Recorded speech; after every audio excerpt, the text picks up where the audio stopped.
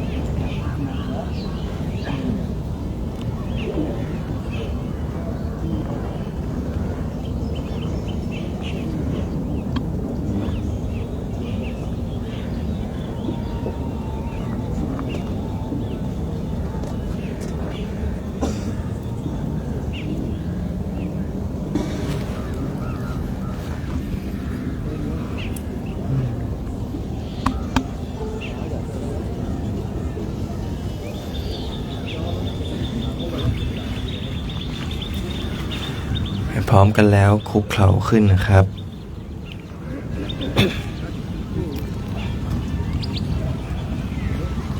พร้อมกันแล้วกราบกราบกราบ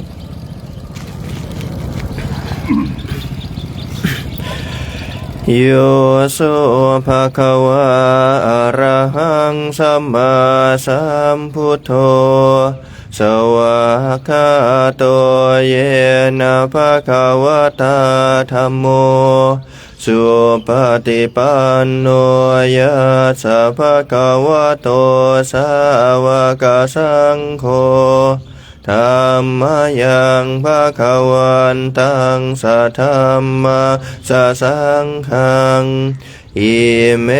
หิสการะหิยะถาระหังอโรปิเตหิอภิปุชยามาสาธุโนพันเตภะคะวะสุจิราปรินิพพุโตปิ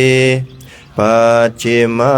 ชนะตานุคัมปมานาสาอิเมสการะทุกขตาปันนาการะภูเตปฏิคันหาตุธัมมากังทีคารตังหิตายะสุขายะอะระหังสัมมาสัมพุทโธภะคะวะพุทธังภะคะวันตังอภิวาเทมิสวากขาโตภะคะวะตาธัมโมธัมมังนามัสสามิสุปฏิปันโนภะคะวะโตสาวกสังโฆสังฆังนามามิหันนมยังพุทธัสสะภะคะวะโตปุพพะคะนะมะการังกะโรมาเสนะโมตัสสะภะคะวะโตอะระหะโตสัมมาสัมพุทธัสสะนะโมตัสสะภะคะวะโตอะระหะโตสัมมาสัมพุทธัสสะนะโมตัสสะภะคะวะโตอะระหะโตสัมมาสัมพุทธัสสะหันนมยังพุทธานุสติธัมมานุสติสังฆานุสตินายังกโรมาเสอิติปิโสภะคะวะอะระหังสัมมาสัมพุทโธวิชชาจารณะสัมปันโนสุขโตโลกวิทูอนุตตโรปุริสธรรมสารทิสัทธาเทวมนุสานังพุทโธภะคะวะติ สวากขาโตภะคะวะตาธัมโมสันทิฏฐิโกอาคาลิโกเอหิปัสสิโกโอปนัยโกปัจจตังเวทิตาโพวินโยหิติสุปฏิปันโนภะคะวะโตสาวกสังโฆอุชุปฏิปันโนภะคะวะโตสาวกสังโฆยายาปฏิปันโนภะคะวะโตสาวกสังโฆสามีจิปฏิปันโนภะคะวะโตสาวกสังโฆยะติทังจัตตาริบุริสายุคานิอัตถบุริสปุคลาเตสะภะคะวะโตสาวกสังโฆอาหุนายโยปาหุนายโยทักขินายโยอัญชลิกรณิโยอนุตตรังปุญญเขตังโลกาสติพาหุงสหัสสมาพินิมนิตาสาวุทันตาครีเมฆรังอุทิตาโครสเสนามาราทานาทิธรรมวิธินาชิตาวามุนินโททันเตชะสาภวตุเตชยมาคาลานิมาราติเรกามพิโยจิตาสัพพราติงโครัมปนาลวกามะขามทัตถยักขังขันติสุทันตวิธินาจิตาวามุนินโทตันเตชะสาภวตุเตชยมังคลานินาลาคิริงกชวรังอติมาตภูตาทาวัดกิจักกรรมสนิวสุธารุนันตาเมตตามภูเสกวิธินาชิตาวามุนินโทตันเตชะสาภวตุเตชยมังคลานิอุคิตขาดกรรมติหัตถสุธารุนันตาทาวันติโยชนะปะทังกุลิมาลวันตาอิทธิพิสังคตมโนชิตวามุนินโทตันเตชะสาภวตุเตชยมังคลานิกาตวานากาธมุทาราหิวะคาพินิยาจินจายทุทวจนะชนะกายมัจเจนาโสมาวิธินาชิตวามุนินโทตันเตชะสาภวตุเตชยมังคลานิสัจจังวิหายมติสาจักวาทะเกตุงวาทาพิโรปิตามนังอติอันทภูตาปัญญาปฏิปัจฉลิโตชิตวามุนินโทตันเตชะสาภวตุเตชยมังคลานินันโทปนะทะภูชาคังวิพุทธังมหิทธิงปุตเตนะเทระภูชาเคนะธรรมาปยันโตอิทุปะเทสวิธินาชิตวามุนินโทตันเตชะสาภวตุเตชยมังคลานิทุกขาทิติปุจเคนะสุธาทหาทังพรามังวิสุทธิชุติเมติภกาทิธานังญาณกเทนะวิธินาจิตวามุนินโทตันเตชะสาภวตุเตชยมังคลานิเอตาปิภูทาชยมังค ละอัตถกาทายโยวาจโนทินาทิเนสารเตมตันเทียหิตวานะเนกวิวิธานิจุปะทวานิโมกขังสุขังอธิคมายนโรสัพพัญโยมหาการุณิโกนาโทหิตายาสัพพปานินางปุเรตวะปารมีสัพพะปัตโตสัมโพธิมัวตมังเอเตนะสัจวะเชนะโหตุเตชยมังคลังชยันโตโพธิยามัวเลสะกยานังนันทิวัตโนเอวะตวังวิจัยโยโหหิชยาสุชยมังคะเรอปราชิตปัลลังเกสีเสปัทวิโปคะเร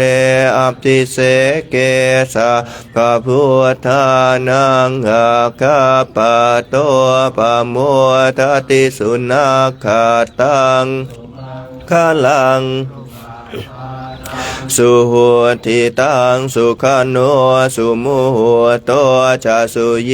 ทังพระมจาริสุปทากินังกายกรรมังวาจากรรมังปทากินาปทากินังมโน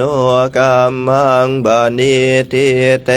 ปทากินาปทากินานิกาตวานลพันตเทปาทากินเฮกราบลาพระพร้อมกันครับ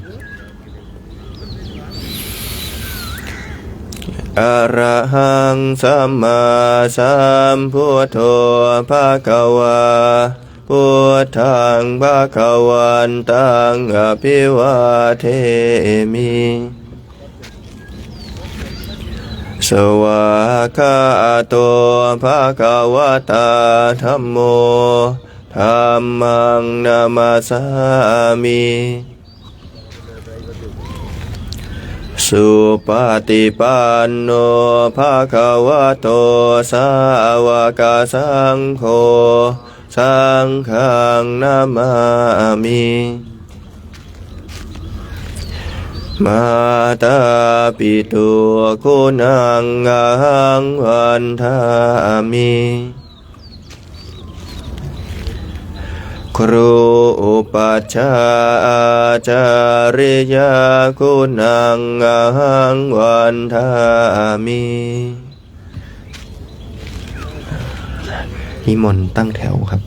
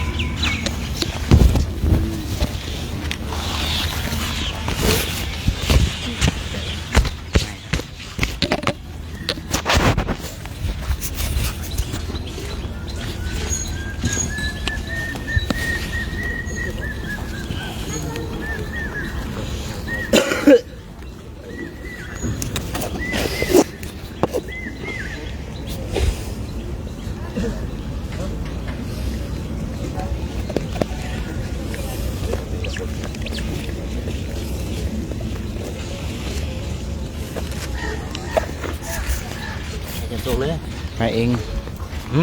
เอาวางไว้นี่นะ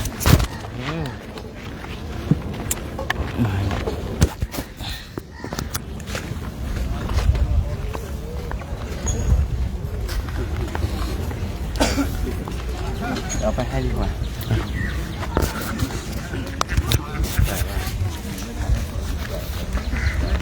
เมื่อกี้ผมรีบไง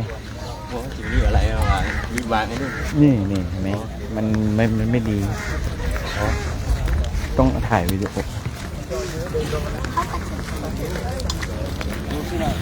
กล้านั่นเลยน่ะ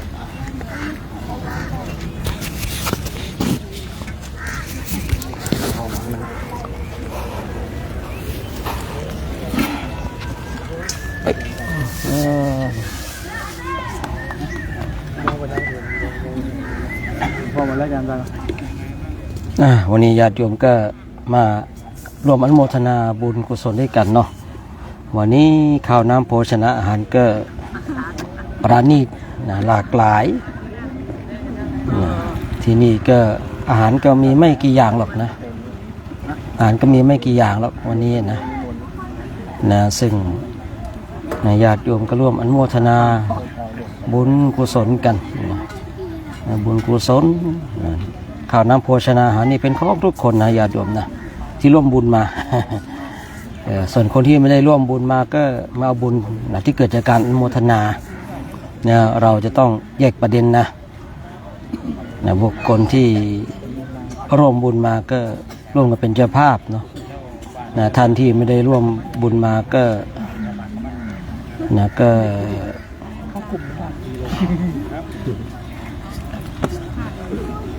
มาร่วมอนุโมทนานะ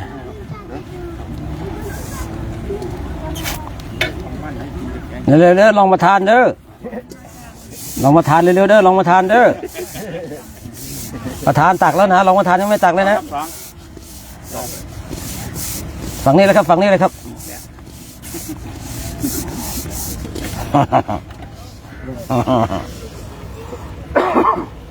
นี่เราก็รวมกันเนาะอ้าวข้าวนี่ข้าวอยู่นี่นะข้าวผัดเหรอตักเลยแบตตักเลยของข้าวก็แล้วจะได้นั่นกัน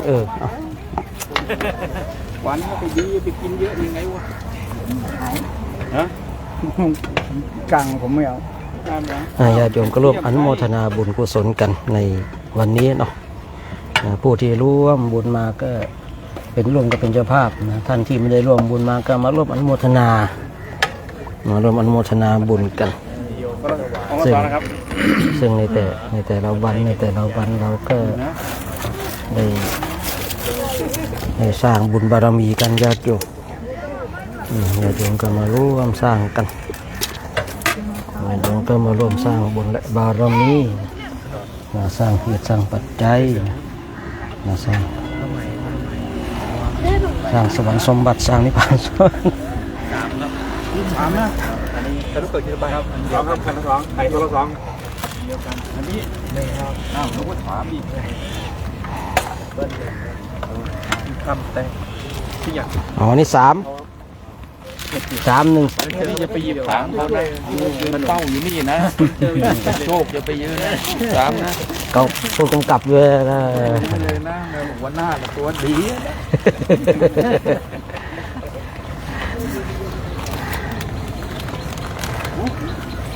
ญาติโยมก็ร่วมอนุ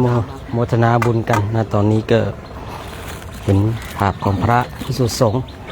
นะไม้น่าจะถึงอยู่นะญาติโยมเนาะญาติโยมก็ดูพระท่านตักอาหารก่อนนะไม้น่าจะส่งสัญญาณถึงอยู่นะเพราะว่าไม้ก็ไกลนิดนึงนะพระคุณเจ้าของเราก็กำลังตักอาหารกันนะญาติโยมไ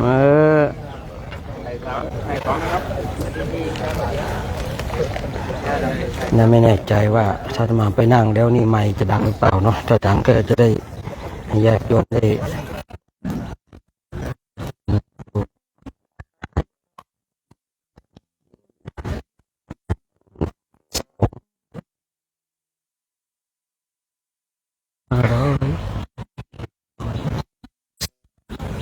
ข้าวเนาะ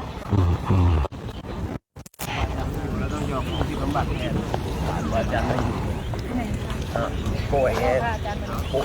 ครับเดินไปเถอะโยมเดินไปเถอะ30 กิโลนะไม่เป็นไรหรอก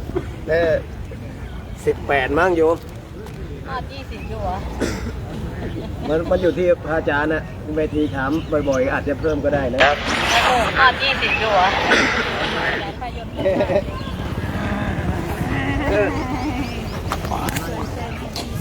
เมื่อวานนี้เวทีหลับเพลินเลยวิ่งตามเลย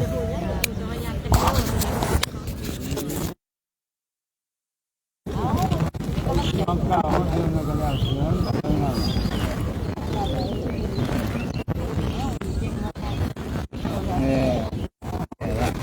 ื่อวานนี้หัวหน้าแม่ชีไ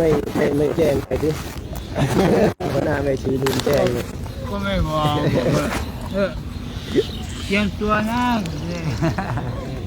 ะตอนนี้คณะพระภิกษุสงฆ์เราก็กำลังพิจารณาอาหารกันเนาะญาติโยมก็ดูเอานะลูกใครหลานใครนะดูเอาลูกใครหลานใครแล้วก็โอ้นี่เรานะองค์นี้เราอุปถากอยู่ลูกนี่หลานเราลูกนี่ลูกของเราเนี่ยรูปนี้พ่อของเราเนี่ยญาติโยมก็ดูเอาเนี่ยเห็นเนาะอาตมาก็ดูในโทรศัพท์เหมือนกันนะเพราะว่าที่เห็นนี่คือลูกหลานเราทั้งนั้นนะญาติโยมเนาะลูกกันแต่ละรูปแต่ละท่านก็พิจารณาอาหารกันทางพ่อครัวทางแม่ครัวของเราก็สร้างสรรค์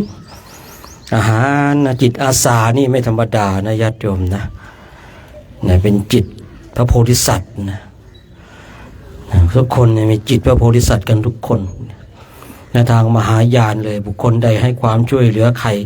ก็เป็นพระโพธิสัตว์อย่างเจ้าแม่คุณอิมอย่างเงี้ยนะในทางมหายาน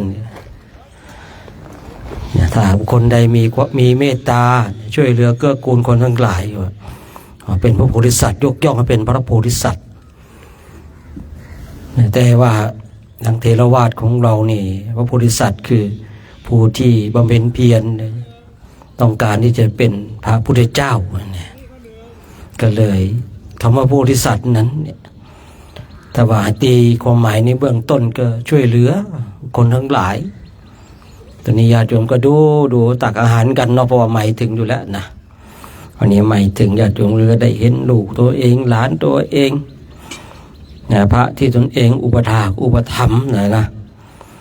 เป็นยังไงนะบางคนโอ้ยทำไมนะพระผอมบางองค์ก็อ้วนเนี่ยนะอันนี้ก็ว่ากันไปเนาะก็เป็นความโชคดีของญาติโยมที่ได้ร่วมกันอุปถากอุปถัมภ์ได้ถวายข้าวน้ำโภชนะอาหารได้ถวายกำลังพระคุณเจ้าเนาะ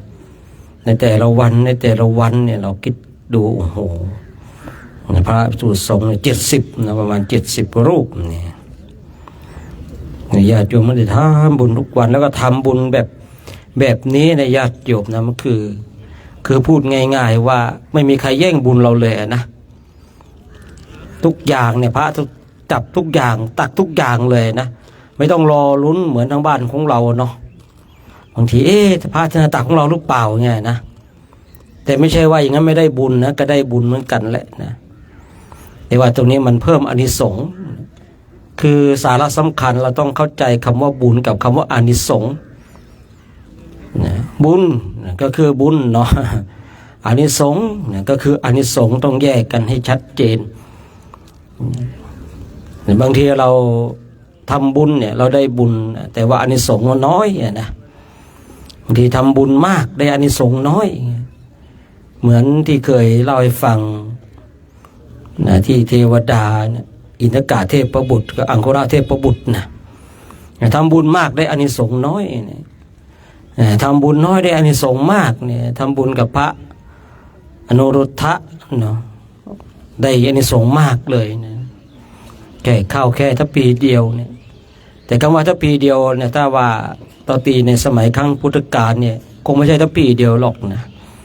คือคงจะต้องเต็มบาทอ่ะหรืออาจจะพอฉันนะเพียงพอต่อ1 มื้อนะแต่ทางอัตถกถาจารย์คงจะเอาทางบ้านของเราเนี่ยหรือว่าคือเข้ามาว่า1 ทัพพีเนี่ยว่าปกติทางบ้านของเราเนาะก็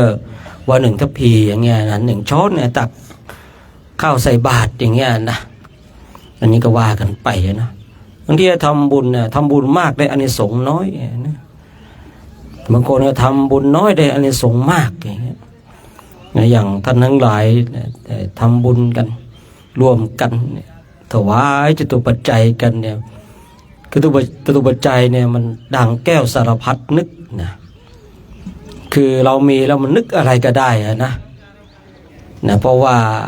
คือบางคนเนี่ยเขาไม่ต้องการบุญนะแต่ต้องการรูปียะเช่นเราไปซื้อผักอย่างเงี้ยถามว่าโยมเอาบุญเถอะบุญเลี้ยงลูกของฉันไม่ได้บุญเลี้ยงลูกของโยมไม่ได้แต่เงินทองเนี่ยสามารถเลี้ยงลูกได้นะเราก็ต้องเข้าใจนี่คือไม่ใช่เขาว่าเขาไม่ดีนะครับแต่ว่าหน้าที่ของเขาบริบทของการเป็นอยู่ของเขาที่เขาจะต้องพูดอย่างนั้นคิดอย่างนั้นไม่ใช่ว่าคนเราไม่เห็นไม่ทำบุญอย่างเงี้ยไม่ใช่ว่าเขาเป็นคนไม่ดีนะครับแต่ว่าบางทีการดิ้นรนในการเป็นอยู่ชีวิตของเขานี่เขาจะต้องดิ้นรนเพื่อเลี้ยงปากเลี้ยงท้องเนี่ยบางทีลูกกำลังร้องไห้หิวนมอย่างเงี้ยนะแม่ก็เอาเงินมาทำบุญได้อย่างเงี้ยนะก็เลยเราต้องเข้าใจนะต้องจุดนี้เนี่ยคือบางคนเนี่ยไม่ใช่ว่าคนที่เขาไม่ทำบุญไม่ใช่ว่าเขาไม่ใช่คนดีนะแต่ว่าการเป็นอยู่และว่าบางสิ่งบางอย่างไม่เอื้ออำนวยฉะนั้นบางทีที่เราถวายจตุปัจจัยเนี่ยมันเป็นดั่งแก้วสารพัดนึกนะครับ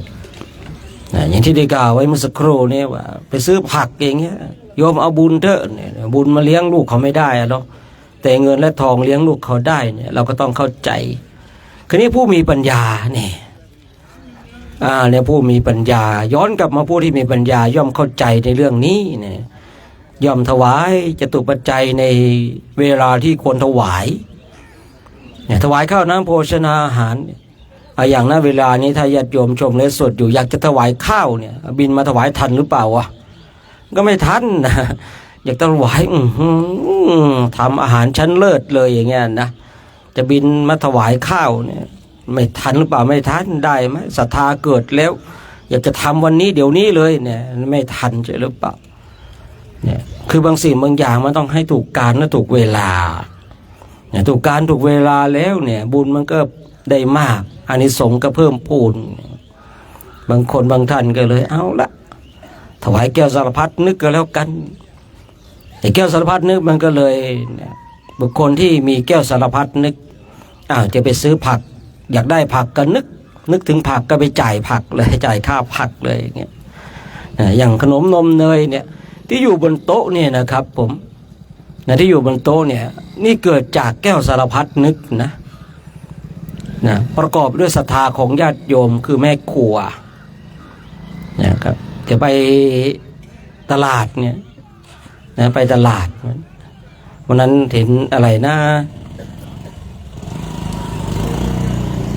ปีแล้วนะปีแล้วตะรวยนะ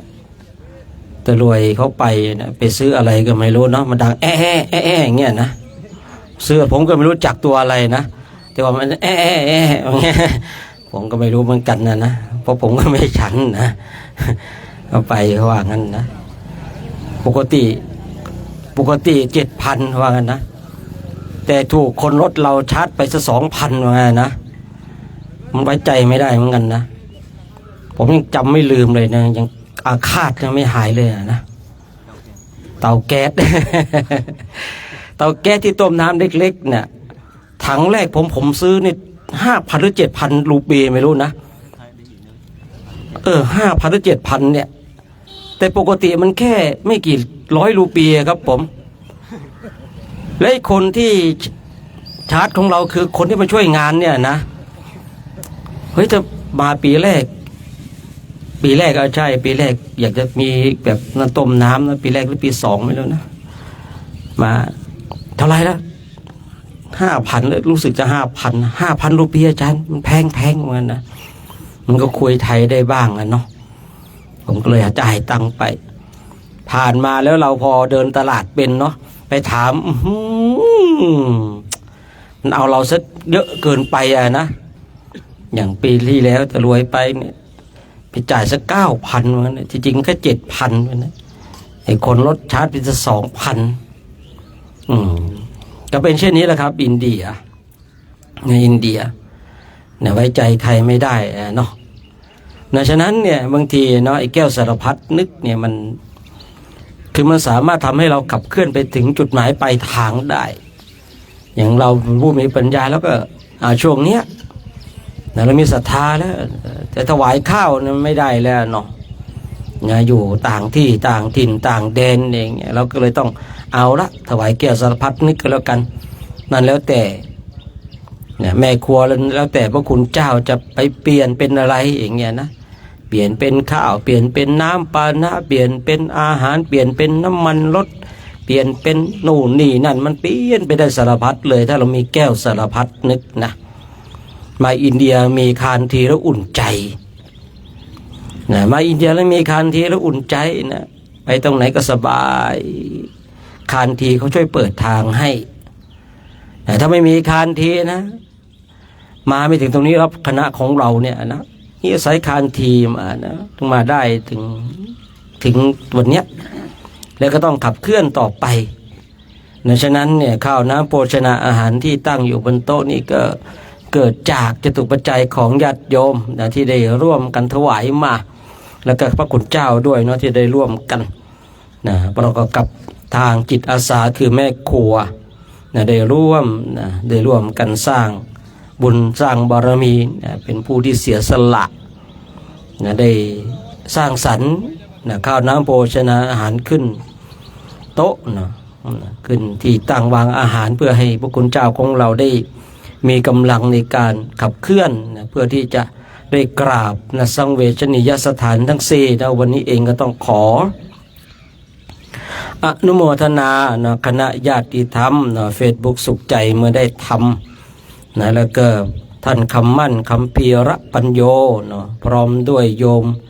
สมฤทธิ์โยมมโนรานะแล้วก็คุณสิทธิพรนะพร้อมครอบครัวเนาะแล้วก็โยมรุ่งวิวานะโยมบุญมีนะโยมวันติดานะมิ่งคำเป่งเนาะพร้อมครอบครัวนะร่วมกันเป็นเจ้าภาพภัตตาหารเนาะแล้วก็ยังอุทิศบุญกุศลไว้ให้กับโยมพ่อบุญนาวนะโยมแม่แก้วนครศรีนะได้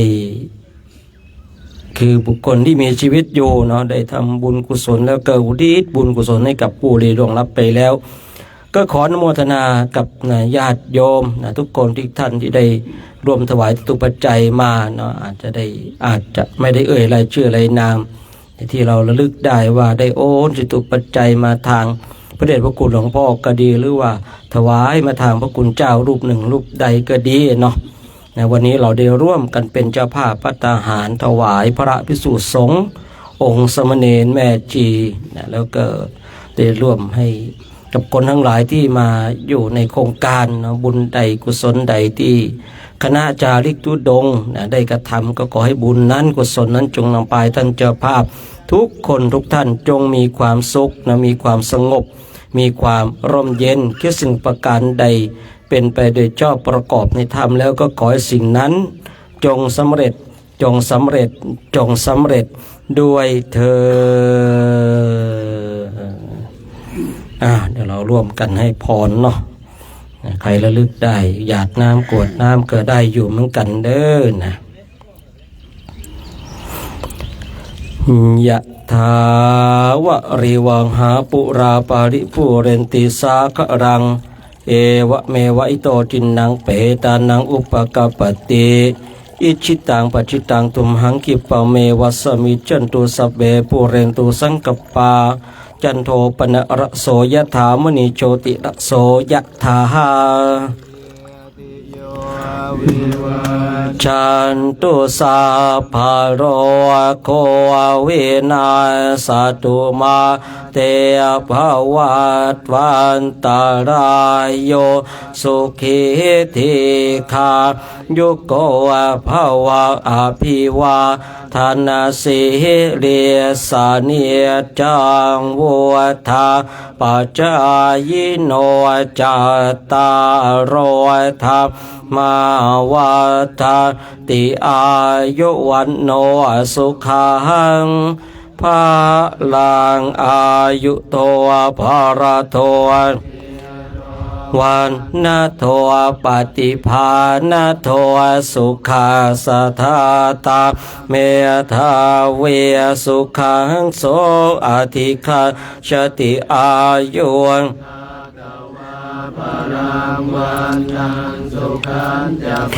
ภาณโท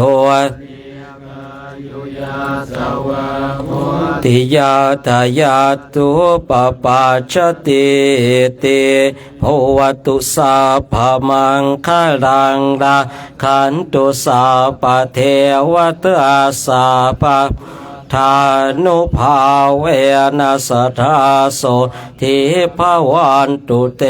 ภวตุสาปะขลังราขันตุสาปะเทวตาสาปะมานุภาเวนัสทาโสทิภวันตุเตภวตุสาปะมังคลังราขันตุสาปะเทวตาสาปะสะคานุภาเวนัสทาโสทิภาวันตุเตต่อไปพิจารณาอาหารหันธรรมยังธาตุปฏิโกรปัจเจเวขนอปะทังขนอมาเสยาธาปัจจยังปวัตตมหานังธาตุมาตเมเวตังยาติทางเป็นทปาตัวตตุปะคุณจักโกนธาตุมาตตัวนิเชียวสุญโยสัพโอปัญหายังเป็นทปาโตอาชิโคชนิโยอิมังโปติกายะปัทวาอติวิยาชิโคชนิโยชายาติครับนิมนต์พิจารณาอาหารกันนะครับเนาะกินอาหารกันฉันเสร็จก็เหมือนเดิมนะกับที่ล้างบาทอยู่ตรงที่ยกน้ำหลังข้างๆรถน้ำนะครับผม